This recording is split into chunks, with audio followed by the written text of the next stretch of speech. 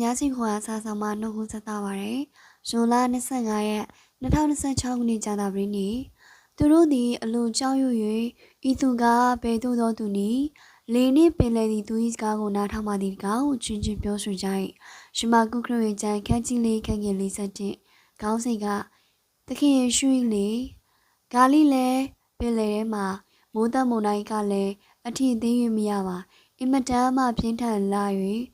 လေသင်္ဘောတို့ကိုရေအောက်တင်ကြိုင်သို့ပို့ဆောင်နိုင်ပါသည်။ဒဏ္ဍာရီအချို့တွင်မာရီနှင့်ခင်မိုးဖြစ်သောရှင်ယောသ၏မိဘနှစ်ပါးသည်မင်္ဂလာဆောင်ပွဲတစ်ခုမှအပြန်ဂါလိလဲပင်လယ်ကိုဖြတ်ကူးစဉ်မုန်တိုင်းကျ၍လေနှင့်မြုပ်ကတည်ဆုံးခဲ့ရပါတဲ့။ငယ်ရွယ်စဉ်မှာပင်ယောသသည်မိဘမဲ့ဖြစ်ခဲ့ရ၍ဦးလေးထံတွင်မိခိုနေခဲ့ရပါသည်။ဦးလေးလက်သမားအလုပ်တွင်ဝင်ရောက်ကူညီရင်းနောက်အခါမှာပညာပြည့်ဝလာက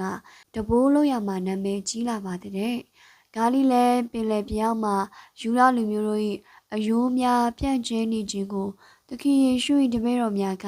သိထားပါသည်။ထို့ကြောင့်ဂါလိလဲမုန်တိုင်းနှင့်ရင်ဆိုင်ရလင်တကယ်ပဲထိတ်လန့်ကြပါ၏။နှုတ်ကပတ်တော်မှာလာသောချက်မှာထိုအခါပြင်းစွာသောမိုးသက်မုန်တိုင်းဖြစ်၍လိုက်တဘုံခတ်သောကြောင့်လေသည်ရေနှင့်ပြည့်နေ၏ကိုရောသည်ပဲ့၌ခေါင်းအုံမော်ချင်းဆက်၍နေတော်မူ၏တပည့်တော်သည်ကိုရောကိုနှုတ်ပြီးမှအရှင်ဖျားကျွန်ုပ်တို့သည်ပြည့်စည်ခြင်းသို့ရောက်သည်ကိုလင်းလူသောစိတ်ရှိတော်မူသလုံးရှောက်ကြသောကိုရောသည်ထား၍တိတ်ဆိတ်စွာငြိမ်ဝှလောလေနှင့်ပင်လေကိုဆုံးမတော်မူသဖြင့်လေသည်ငြိမ်၍အလိုသားရလေ၏ရှမကုခရစ်ဝင်ကျမ်းခန်းကြီးလေးခန်းငယ်39ခန်းငယ်39သခင်ယေရှုလိုက်ပါခဲ့သောလေငယ်ကတော့ပေ30အလျားသာရှိသော9တန်လေသာဖြစ်ပါသည်လေငယ်ပါ၏သို့တော်လည်းကြီးကြီးသေးသေးလေမရွေးပါမုန်တိုင်းကတိုက်ခတ်ပါသည်သခင်ယေရှုကြောင့်သာလေနှင့်ပင်လေသည်ငြိမ်သက်သွားက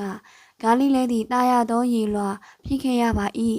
သခင်ယေရှု၏လေကြောင်းကိုဆင်ခြင်သောအခါတင့်လူသားတို့၏အားနည်းခြင်းနှင့်လူသားတို့၏ဖြစ်တင်ခြင်းသုံးဖျားသခင်တကုန်းကြီးမားခြင်းတို့ကိုသင်ယူရပါသည်လေနှင့်ပင်လေကိုနိုင်နှင်းသောဖျားကသင်၏လောကရန်မုံတိုင်းကိုလည်းလွင့်စေပပျောက်စေနိုင်ကြောင်းမှာတင်၌ရှိသောဆွေးစရာဝင်လေးများအားလုံးကိုကိုရောအားနှံကြဖို့ပါအားလုံးဖျားသခင်ကောင်းချီးပေးပါစေ။